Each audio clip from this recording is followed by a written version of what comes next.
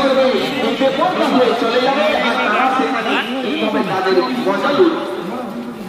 এটা আমাদের আমাদের আমরা কিন্তু এটার প্রতিবাদ করবো এবং আমরা শুধু প্রতিবাদ করবো চাই না, যদি এটা প্রতিবাদ করি তাহলে কিন্তু এটা মনে রাখতে হবে দায়ুসের ফল ভোগ করতে হবে। সেই দায়ুস যে জান্নাতের সুঘ্রাণ পাবে না, জান্নাত তো দূরের কথা, যাতে হাজি গাজি কাজী যাই হোক, সে জান্নাত তো দূরের কথা জান্নাতের সুঘ্রাণও পাবে না।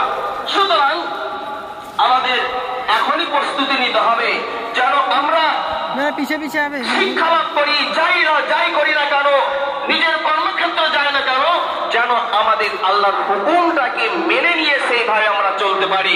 তবেই আমরা আল্লাহর কাছে আল্লাহ আমাদের কামিয়াব করবেন ইহ জগতে এবং পরজগতেও।